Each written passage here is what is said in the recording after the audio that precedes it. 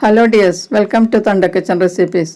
ചോറിൻ്റെ കൂടെയും ചപ്പാത്തിയുടെ കൂടെയും കഴിക്കാൻ പറ്റിയ നല്ലൊരു സൈഡ് ഡിഷായ കോളിഫ്ലവർ മസാല സ്റ്റിർ ഫ്രൈ ആണ് ഇന്ന് ഞാൻ നിങ്ങൾക്ക് ഷെയർ ചെയ്യാൻ പോകുന്നത്.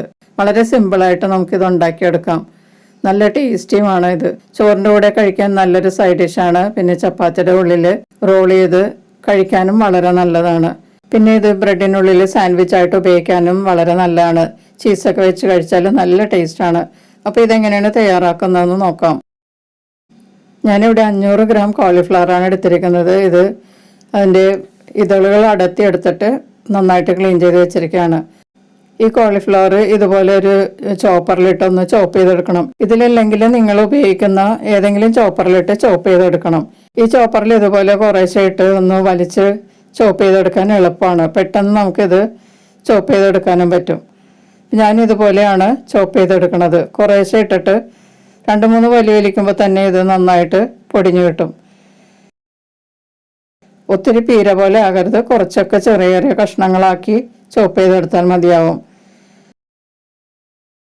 അപ്പം ഞാനതെല്ലാം ചോപ്പ് ചെയ്തെടുത്തിട്ടുണ്ട്. ഇതുപോലെ ചെറിയ ചെറിയ കഷ്ണങ്ങളാക്കിയാണ് ചോപ്പ് ചെയ്തെടുത്തിരിക്കുന്നത്. പീര പോലെ ആകരുത്. അതുപോലെ ഗ്രേറ്റ് ചെയ്തെടുക്കാനും പാടില്ല. ഇത് നമ്മൾ കുക്ക് ചെയ്ത് വരുമ്പോൾ വഴുക്കലും പെട്ടെന്ന് അവിഞ്ഞു പോകും. അതുകൊണ്ടാണ് ചെറിയ ചെറിയ കഷ്ണങ്ങളാക്കി തന്നെ നമ്മൾ ചോപ്പ് ചെയ്തെടുക്കുന്നത്. ഇനി ഒരു പാൻ ചൂടാക്കി അതിലേക്ക് 3 ടേബിൾ സ്പൂൺ കുക്കിംഗ് ഓയിൽ ചേർക്കുക. വെളിച്ചെണ്ണയോ അല്ലെങ്കിൽ നിങ്ങൾക്ക് ഇഷ്ടമുള്ള ഓയിൽ ചേർക്കാം. ഇതിലേക്ക് 1 ടീസ്പൂൺ വീതം ഇഞ്ചി, വെളുത്തുള്ളി, പച്ചമുളക് ചേർത്ത് ഒന്ന് ചൂടാക്കുക. മീഡിയം ഹീറ്റിൽ വെളുത്തുള്ളിയും ഇഞ്ചിയും പച്ചമുളകൊക്കെ ചൂടായ മണം വരുമ്പോഴേക്കും ഇതിലേക്ക് 2 വലിയ സവാള ചോപ്പ് ചെയ്തത് ഇതിലേക്ക് ചേർക്കാം. കുറച്ച് വലിയ സൈസിലാണ് കേട്ടോ ഞാൻ സവാള ചോപ്പ് ചെയ്തിരിക്കുന്നത്. സവാള ഫ്രൈ ആയി തുടങ്ങുന്നത് വരെ വഴറ്റി കൊടുക്കാം. ഇതോടൊപ്പം ഈ ചാനൽ ആദ്യമായി കാണുന്നവരും ഇതുവരെ സബ്സ്ക്രൈബ് ചെയ്യാത്തവരും സബ്സ്ക്രൈബ് ചെയ്തൊന്ന് സപ്പോർട്ട് ചെയ്യുക. അതിനടുത്തുള്ള ബെല്ലൈക്കൺ എനേബിൾ ചെയ്ത് എൻ്റെ അടുത്തടുത്ത വീഡിയോസ് ഉറപ്പുവരുത്തുകയും ചെയ്യാം. ഇപ്പോൾ സവാളയൊക്കെ നന്നായിട്ട് ഫ്രൈ ആയി തുടങ്ങിയിട്ടുണ്ട്. ഈ പാകത്തിലാണ് നമ്മൾ സവാള ഫ്രൈ ചെയ്യേണ്ടത്. ഇനി ഇതിലേക്ക് മസാലപ്പൊടികൾ ചേർത്ത് കൊടുക്കാം. 1/4 ടീസ്പൂൺ മഞ്ഞൾപ്പൊടി ചേർക്കാം. 1.5 ടീസ്പൂൺ മല്ലിപ്പൊടി ചേർക്കാം. മുളക് പൊടി 1 ടീസ്പൂൺ കാശ്മീരി മുളക് പൊടിയാണ് ഞാൻ ചേർത്തിരിക്കുന്നത്. 1/2 ടീസ്പൂൺ കുരുമുളക് പൊടിയും 1/2 ടീസ്പൂൺ ഗരം മസാലപ്പൊടിയും ചേർക്കുക. പിന്നെ ഇതിലേക്ക് 1/4 ടീസ്പൂൺ ചിക്കൻ മസാലപ്പൊടിയും കൂടി ചേർക്കാം. അത് ഇഷ്ടമല്ലാത്തവർ ചേർക്കാതിരിക്കുക. ചിക്കൻ മസാല പൗഡറിന് പകരമായിട്ട് നമുക്ക് മീറ്റ് മസാല പൗഡറും ചേർക്കാം കേട്ടോ. ഇതൊന്നും ചേർത്തില്ലെങ്കിലും കുഴപ്പമൊന്നുമില്ല, പക്ഷെ ഇതൊക്കെ കുറച്ച് ചേർത്താലും വളരെ നല്ല ടേസ്റ്റാണ്. മസാലപ്പൊടികളുടെ പച്ചമണമൊക്കെ മാറുന്നത് വരെ വഴറ്റി കൊടുക്കുക.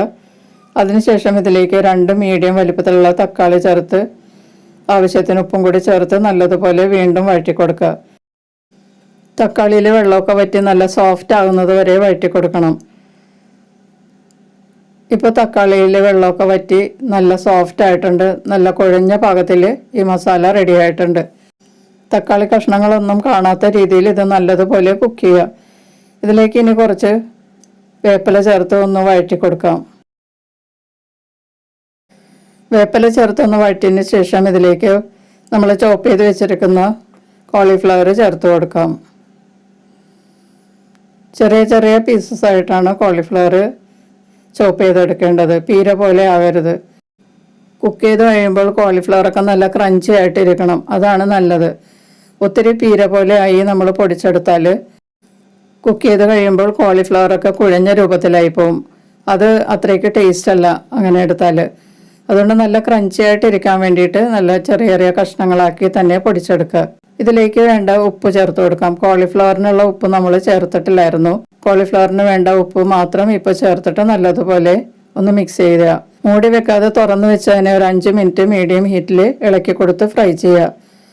അതിനുശേഷം ഇതിലേക്ക് കുറച്ച് കോറിയൻഡർ ലീവ്സ് ചേർത്ത് കൊടുക്കാം. വീണ്ടും നല്ലതുപോലെ വഴറ്റി കൊടുക്കുക. ഇത് അടച്ചു വെച്ച് വേവിക്കേണ്ട ആവശ്യമില്ല. കോളിഫ്ലവറൊക്കെ പെട്ടെന്ന് കുക്കായി കിട്ടുന്നതാണ്. അടച്ചു വെച്ചാൽ അതിൽ ആവിവെള്ളമൊക്കെ വീണ് കഴിഞ്ഞാൽ ഈ മസാലക്കറിക്ക് ഒരു ടേസ്റ്റും ഉണ്ടാവില്ല. അതുകൊണ്ട് തുറന്ന് വെച്ച് തന്നെ ഇത് ഇളക്കി കൊടുത്ത് ഫ്രൈ ചെയ്തെടുക്കുക. വെള്ളമൊട്ടും ചേർക്കാതെയാണ് കേട്ടോ ഇത് തയ്യാറാക്കുന്നത്. 5 മുതൽ 8 മിനിറ്റ് വരെ നമ്മൾ ഇതുപോലെ ഇളക്കി കൊടുത്ത് സ്റ്റിർ ഫ്രൈ ചെയ്താൽ കോളിഫ്ലവറൊക്കെ നന്നായിട്ട് വെന്ത് കിട്ടും, ഉടഞ്ഞു പോകുകയില്ല. ഇപ്പോൾ cauliflower masala stir fry ready ആയിട്ടുണ്ട്. നമുക്കിതൊരു സെർവിങ് പ്ലേറ്റിലോട്ട് മാറ്റാം. സോസ് ഒന്നും ചേർക്കാതെ ഉണ്ടാക്കുന്ന ഈ കോളിഫ്ലവർ കറി നല്ല ടേസ്റ്റാണ്. ചോറിൻ്റെ കൂടെ മാത്രമല്ല, ചപ്പാത്തിയുടെ കൂടെ റോൾ ചെയ്ത് കഴിക്കാനും വളരെ നല്ലതാണ്. പിന്നെ അതുപോലെ ബ്രെഡിനുള്ളിൽ സാൻഡ്വിച്ചായിട്ട് ഉപയോഗിക്കാനും നല്ലതാണ്. ബ്രെഡിനുള്ളിൽ വെച്ച് കഴിക്കുമ്പോൾ ചീസൊക്കെ ചേർത്ത് കഴിച്ചാൽ വളരെ നല്ല ടേസ്റ്റ് ആയിരിക്കും. കുട്ടികൾക്കൊക്കെ വളരെ ഇഷ്ടപ്പെടും. പിന്നെ ഇതിൻ്റെ എരിവൊക്കെ നിങ്ങൾ കുട്ടികൾക്കും കൂടി കഴിക്കാൻ പാകത്തിന് ചേർത്ത് തയ്യാറാക്കുക. അപ്പോൾ ഈ റെസിപ്പി എല്ലാവരും ഒന്ന് ട്രൈ ചെയ്ത് നോക്കുക. വീഡിയോ ഇഷ്ടപ്പെട്ടാൽ ലൈക്ക് ചെയ്യുകയും നിങ്ങളുടെ ഫ്രണ്ട്സിനും റിലേറ്റീവ്സിനൊക്കെ ഷെയർ ചെയ്ത് കൊടുക്കുകയും ചെയ്യുക. നിങ്ങളുടെ അഭിപ്രായങ്ങളും നിർദ്ദേശങ്ങളും ഒക്കെ അറിയിക്കുക. നമുക്ക് മറ്റൊരു റെസിപ്പിയുമായി വീണ്ടും കാണാം. താങ്ക്